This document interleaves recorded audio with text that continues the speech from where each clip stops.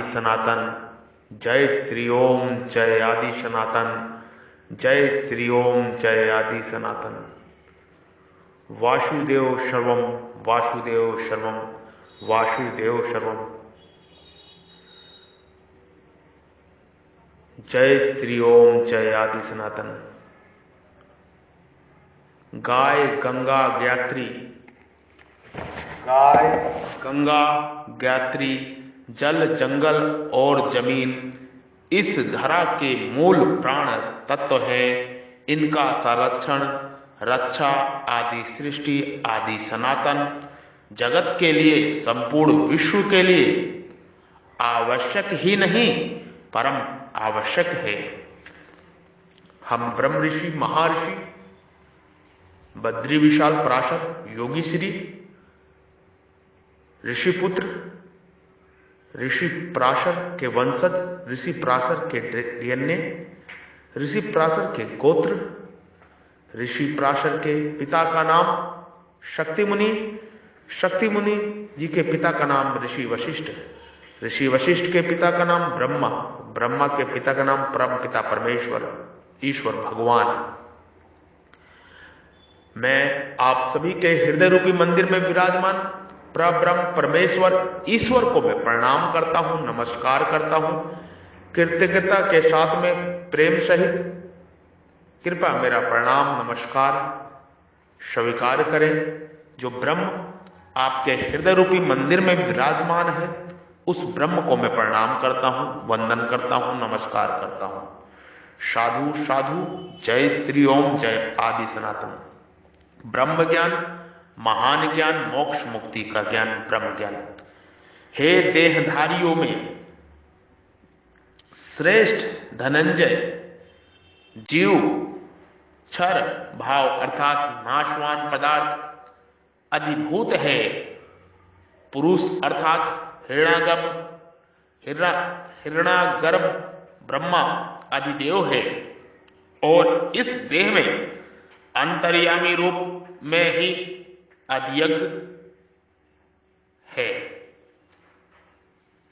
परमात्मा जीव को बता रहे हैं, पृथ्वी जल तेज वायु और आकाश इन पंच महाभूतों से बनी प्रतिक्षण परिवर्तनशील और नाशवान सृष्टि को अधिभूत कहते हैं। यहां अधिदेव आदि पुरुष हिरणागर्भ ब्रह्मा का वाचक है।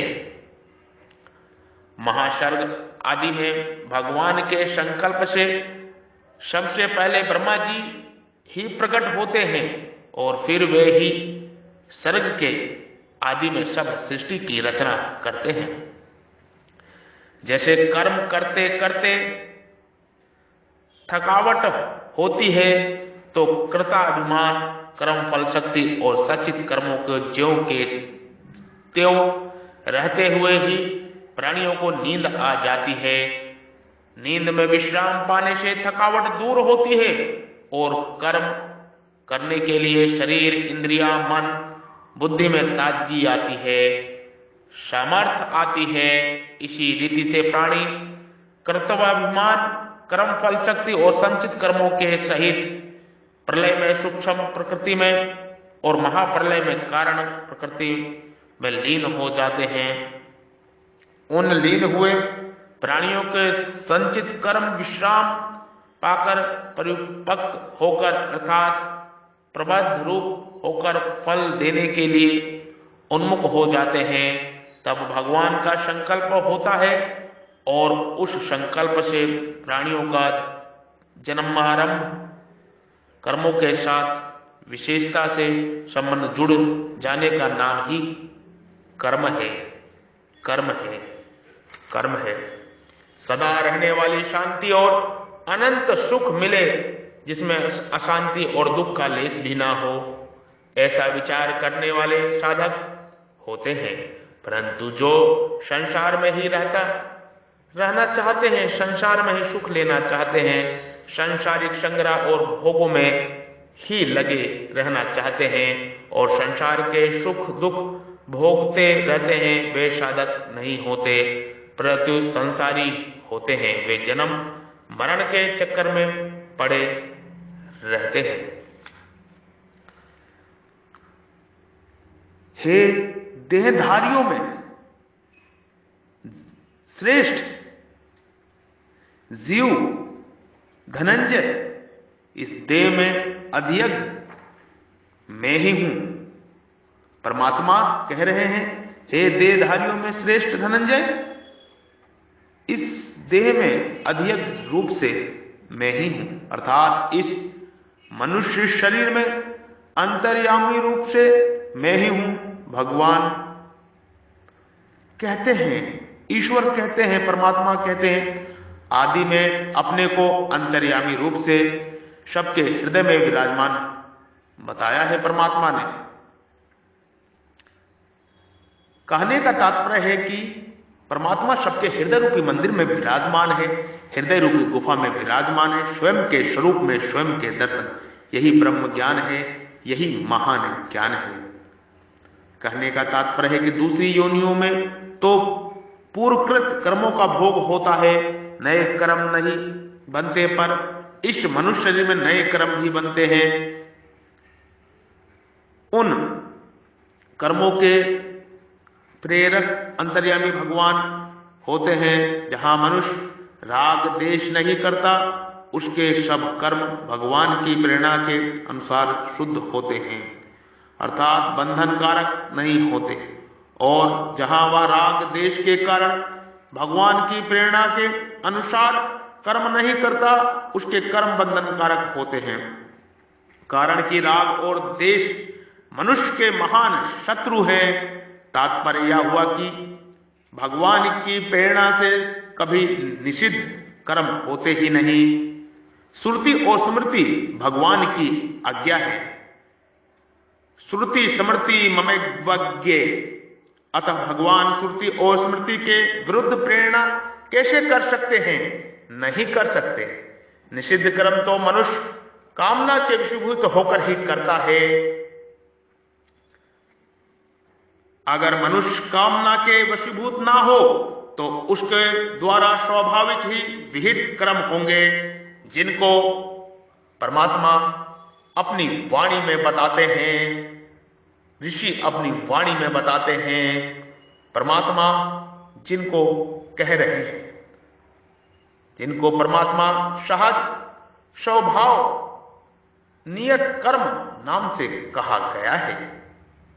कहने का तात्पर्य है कि देहधारियों में वही मनुष्य श्रेष्ठ है जो इस देह में परमात्मा है ऐसा जान लेता है। परमात्मा कह रहे हैं, भगवान कह रहे हैं, ईश्वर कह रहे हैं, देहधारियों में वही जीव श्रेष्ठ है, वही मनुष्य श्रेष्ठ है जो इस देह में परमात्मा है ऐसा जान लेता है। ऐसा ज्ञान ना हो तो भी ऐसा मान ले कि स्थूल सूक्ष्म और कारण शरीर के कण कण में परमात्मा है और उनका अनुभव करना ही मनुष्य जन्म का खास ध्येय है। इस ध्येय की सिद्धि के लिए परमात्मा की आज्ञा के अनुसार ही काम करना है। जो ब्रह्मा, अध्यात्म, कर्म, अधिभूत, अधिदेव और अधियज्ञ का वर्णन हुआ है, उसे समझाने मात्र के लिए जल का एक दृष्टांत दिया जाता है। जैसे जब आकाश स्वच्छ होता है तब हमारे और सूर्य के मध्य में कोई पदार्थ न दिखने पर भी वास्तव में वहां परमाणु रूप से जल तत्व रहता है। वही जल तत्व भाप बनता है और भाप के घनीभूत होने पर बादल बनता है। बादल में जो जल कण रहते हैं उनके मिलने से बूंदें बन जाती हैं। उन बूंदों में जब ठंडक के संयोग से घनता आ जाती है तब वे ही बूंदें ओले बर्फ बन जाती हैं। यह जल तत्व का बहुत स्थूल रूप हुआ। ऐसे ही निर्गुण निराकार ब्रह्मा परमाणु रूप से जल तत्व है। अधियज्ञ व्यापक विष्णु भाप रूप जल है। अधिदेव हिरण्यगर्भ ब्रह्मा, अधिदेव हिरण्यगर्भ ब्रह्मा बादल रूप से जल है। अध्यात्म अनंत जीव बूंदे रूप से जल है। क्रम सृष्टि रचना रूप कर्म वर्षा की क्रिया है और अधिभूत भौतिक सिस्टमात बर्फ रूप से जल है। इस वर्णन का तात्पर्य यह हुआ कि जैसे एक ही जल, परमाणु, भाप, बादल, वर्षा की क्रिया, बूंदे और ओले बर्फ के रूप से भिन्न भिन्न दिखता है, पर वास्तव में है एक ही।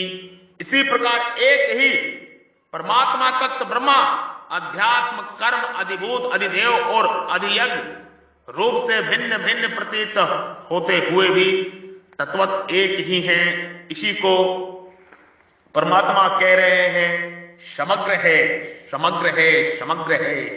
वासुदेव सर्वम, वासुदेव सर्वम, वासुदेव सर्वम। जय श्री ओम, जय आदि सनातन, जय श्री ओम, जय आदि सनातन, जय श्री ओम, जय आदि सनातन। तात्विक दृष्टि से तो सब कुछ वासुदेव ही है। इसमें भी सब विवेक दृष्टि से देखते हैं तब शरीर, शरीरी, प्रकृति, पुरुष ऐसे दो भेद हो जाते हैं। उपासना की दृष्टि से देखते हैं तो उपास्य परमात्मा, उपासक जीव और तयंजय प्रकृति कार्य संसार, ये तीन भेद हो जाते हैं। इन तीनों को समझने के लिए यहां इनके 6 भेद हम बता रहे हैं। परमात्मा के 2 भेद, ब्रह्मा निर्गुण और अधियज्ञ सगुण।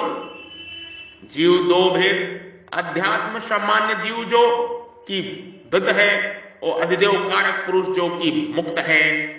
संसार के 2 भेद, कर्म जो कि परिवर्तन का पुंज है और अधिभूत जो कि पदार्थ है। ब्रह्मा, अध्यात्म, कर्म, अधियज्ञ, अधिदेव, अधिभूत, ये 6 हो गए। पहले ब्रह्मा, अध्यात्म, कर्म, अधियज्ञ, अधिदेव, अधिभूत, ये 6 हो गए। यहां इस मनुष्य शरीर में कहने का तात्पर्य है कि इसमें भगवान की प्रेरणा की, समझने की, स्वीकार करने की और उसको अनुसार आचरण करने की, तत्व को प्राप्त करने की सामर्थ्य है। अन्य शरीर में अंतर्यामी रूप से परमात्मा के रहते हुए भी उन प्राणियों में उस तत्व की तरफ दृष्टि डालने की सामर्थ्य नहीं है। और मनुष्य शरीर में जो विवेक प्राप्त है वह विवेक उन शरीरों में जागृत नहीं है। अतः मनुष्य को चाहिए कि वह इस श्लोक, इस शरीर के रहते रहते उस तत्व को प्राप्त कर ले। इस दुर्लभ अवसर को व्यर्थ ना जाने दे, इस दुर्लभ अवसर को व्यर्थ ना जाने दे, इस दुर्लभ अवसर को व्यर्थ ना जाने दे। अतः मनुष्य को चाहिए कि वह इस शरीर के रहते रहते तत्व को प्राप्त कर ले, इस दुर्लभ अवसर को व्यर्थ ना जाने दे। अत्र पद के कारण परमात्मा कह रहे हैं असमन पद देह के लिए आया है। यहां अन्न पद देह के लिए ही आया है, कारण कि प्रकरण संकेत कर दिया परमात्मा ने, खुला खुला बता दिया परमात्मा ने। कर्मों की प्रेरणा भगवान मनुष्य के स्वभाव के अनुसार करते हैं। यदि स्वभाव में राग देश है तो उस राग देश के वशीभूत होना अथवा ना होना मनुष्य के हाथ में है। वह शास्त्र, संत तथा भगवान का आश्रय लेकर अपने स्वभाव को बदल सकता है। सदा रहने वाली शांति और अनंत सुख मिले, जिसमें अशांति और दुख का लेस मात्र ना हो, ऐसा विचार करने वाले साधक होते हैं। परंतु जो संसार में ही रहना चाहते हैं, संसार में ही सुख लेना चाहते हैं, संसारिक संग्रह और भोगों में ही लगे रहना चाहते हैं और संसार के सुख दुख को भोगते रहते हैं, वे साधक नहीं होते, प्रत्यक्ष संसारी होते हैं। वे जन्म मरण के चक्कर में पड़े रहते हैं। सब संसार में परमात्मा व्याप्त है। मया तत्तमिदः सर्वम, सब संसार परमात्मा है। यं सर्वमद्वितमं मयं सर्वमिदमृतम्, सब कुछ परमात्मा ही है। वासुदेव सर्वम, वासुदेव सर्वम, वासुदेव सर्वम।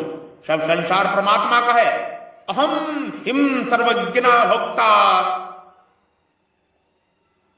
इन सब का समझ कैसे हो, सबकी संगति कैसे बैठे, इस पर विचार किया जाता है। संसार में परमात्मा प्राप्ति के लिए, अपने कल्याण के लिए, साधना करने के लिए जितने भी साधक हैं वे सभी संसार से छूटना चाहते हैं और परमात्मा को प्राप्त करना चाहते हैं। कारण कि संसार के साथ संबंध रखने सदा रहने वाली शांति और सुख नहीं मिल सकता, परंतु सदा अशांति और दुख ही मिलता रहता है, ऐसा मनुष्यों का प्रत्यक्ष अनुभव है। परमात्मा आनंद के स्वरूप है, वहां दुख का लेस मात्र भी नहीं है, ऐसा शास्त्रों का कथन है और हमारे संतों का अनुभव है, हमारे ऋषियों का अनुभव है। अब विचार यह करना है कि साधक को संसार तो प्रत्यक्ष रूप से दिखता है और परमात्मा को वह केवल मानता है, क्योंकि परमात्मा प्रत्यक्ष दिखते नहीं है।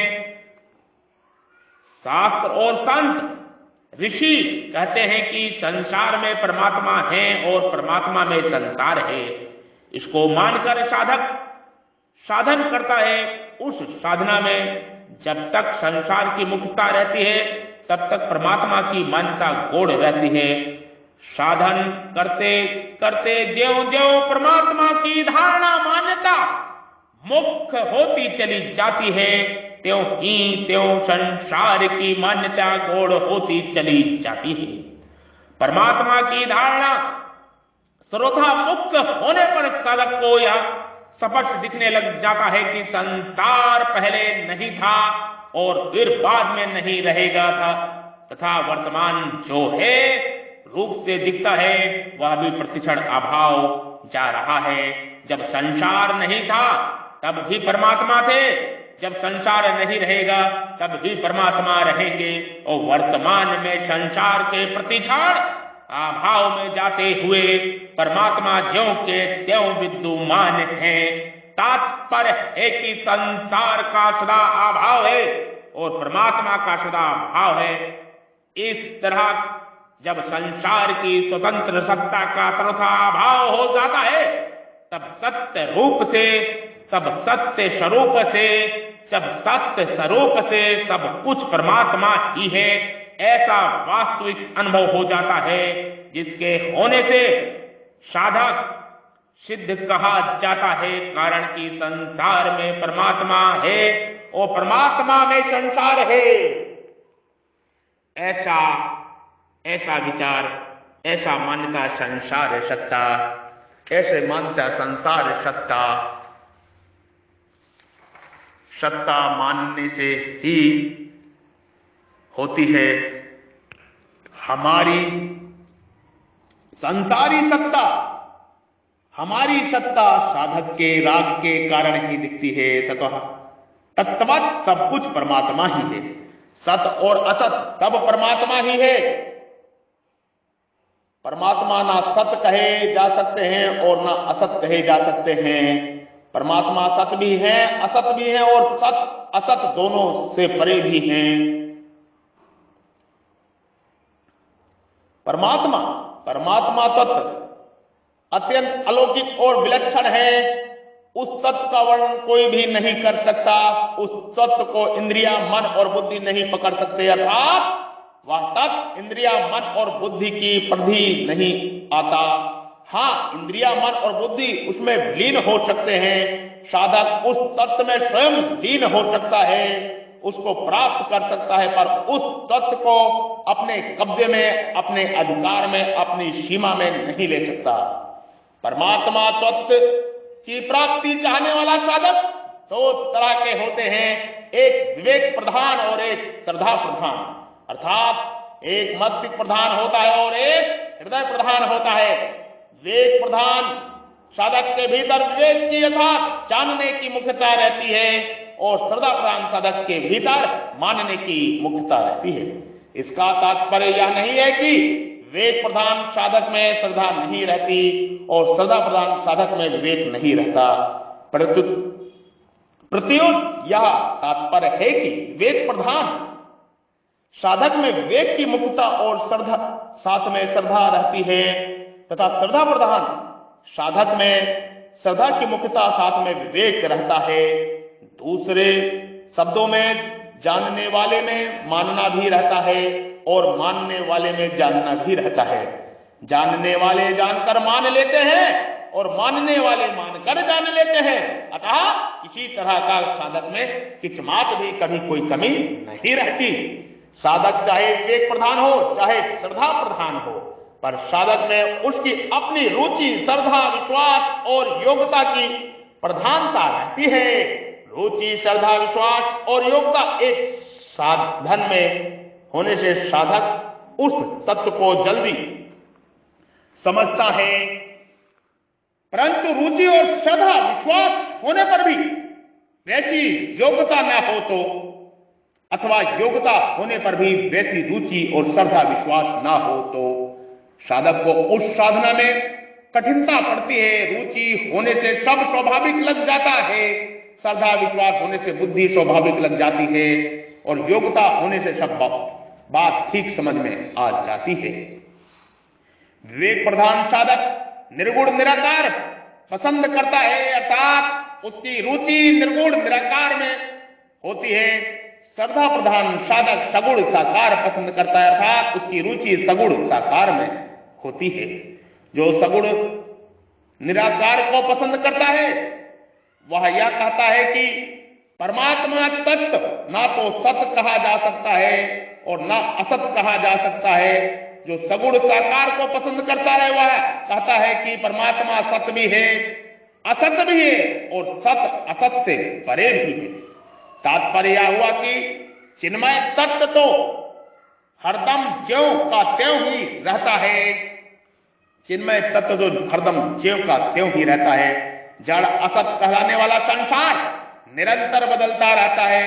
जब यह चेतन जीव बदलते हुए संसार को महत्व देता है, उसके साथ संबंध जोड़ लेता है, तब यह जन्म मरण के चक्कर में घूमता रहता है। परंतु जब यह जड़ता से सर्वथा संबंध विच्छेद कर लेता है, तब इसको स्वतः सिद्ध चिन्मय तत्व का अनुभव हो जाता है। विवेक प्रधान साधक विवेक विचार के द्वारा जड़ता का त्याग करता है। जड़ता का त्याग होने पर चिन्मय तत्व को अवशेष अर्थात अवशेष रहता है, अर्थात नित्य प्राप्त तत्व का अनुभव हो जाता है। जो नित्य प्राप्त है उसको प्राप्त करने की जरूरत ही नहीं है, किंतु जीव भटका हुआ है, उसको मालूम ही नहीं है उसके हृदय रूपी मंदिर में ही परमात्मा विराजमान है। उसको परमात्मा तत्व विराजमान है, वो आत्मसात कर सकता है। श्रद्धा प्रधान साधक केवल भगवान के ही सम्मुख हो जाता है, जिसके बाद जड़ता से विमुख होकर भगवान को प्रेम पूर्वक प्राप्त कर लेता है। विवेक प्रधान साधक को सम शांत सत्य घन चित्त घन आनंद घन तत्व में अटल स्थित होकर अखंड आनंद को प्राप्त होता है। पर श्रद्धा प्रधान साधक भगवान के साथ अभिन्न होकर प्रेम के अनंत प्रतिक्षण वर्तमान आनंद को प्राप्त कर लेता है। इस प्रकार दोनों ही साधक को जड़ता से सर्वथा संबंध विच्छेद पूर्वक चिन्मय तत्व की प्राप्ति हो जाती है और सत असत अर्थात सब कुछ परमात्मा ही है ऐसा अनुभव हो जाता है। परिवर्तनशील एवं नाशवान क्रिया और पदार्थमात्र क्षर भाव है जो भगवान की अपरा प्रकृति है। ज्ञान में ब्रह्मा के साथ एकता होती है और प्रेम में अंतर्यामी भगवान के साथ अभिन्नता होती है। भगवान ने परमात्मा ने अंतर्यामी अधियज्ञ को अपना स्वरूप बताया है, अतः ब्रह्मा तो विशेषण है और अंतर्यामी विषय है। ब्रह्मा तो विशेषण है, अंतर्यामी विषय है। ब्रह्मांडों की प्रतिष्ठा तात्पर्य है कि जिसको समग्र कहा है वह सबका रचयिता और नियंता अंतर्यामी परमात्मा ही है। इसी अंतर्यामी को, इसी परमात्मा को, इसी परम पिता को अहम बीज प्रद पिता अहम शब्द कहा गया है। समग्र भगवान के लिए यही पद आया है, यही पद आया है। यहां परमात्मा यहां परमात्मा सर्वज्ञ है। परमात्मा कौन है? सर्वज्ञ है। सदा रहने वाली शांति, अनंत सुख मिले, जिससे अशांति और दुख का लेस भी ना हो, ऐसा विचार करने वाले साधक होते हैं। परंतु जो संसार में ही रहना चाहते हैं, संसार में ही सुख लेना चाहते हैं, संसार का संग्रह और भोग ही लगे रहना चाहते हैं और संसार में सुख दुख भोगते रहते ना चाहते हैं, वे साधक नहीं होते। परंतु संसारी होते हैं, वे जन्म मरण के चक्कर में पड़े रहते हैं।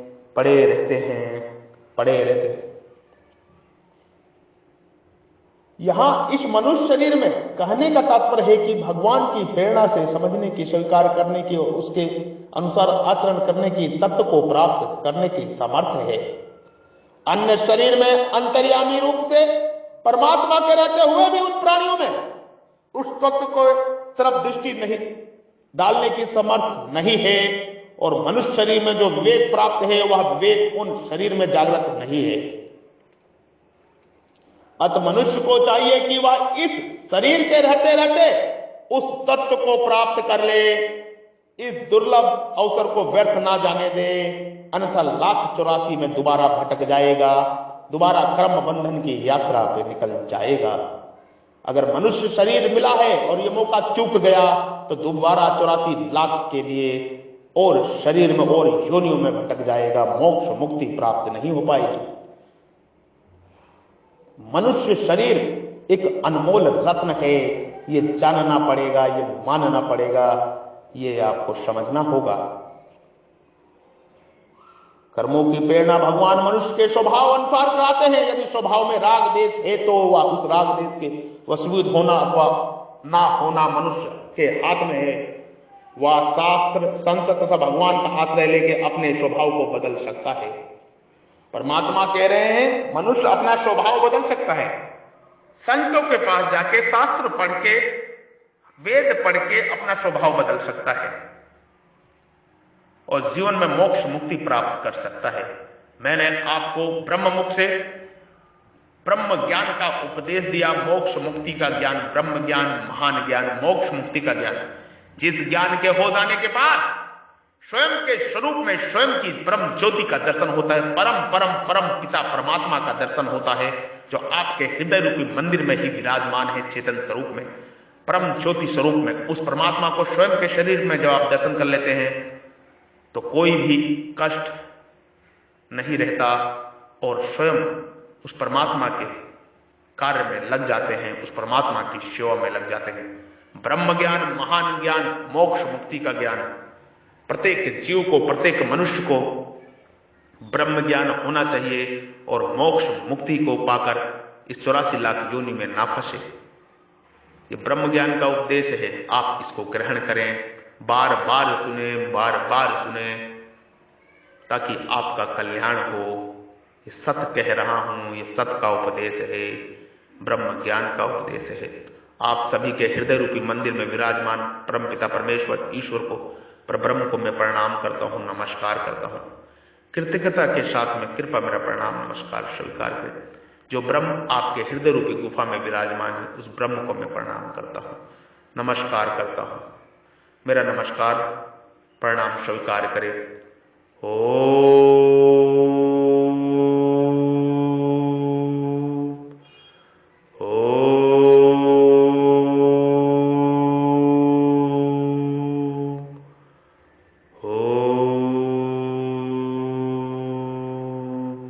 जय श्री ओम जय आदि सनातन, जय श्री ओम जय आदि सनातन, जय श्री ओम जय आदि सनातन।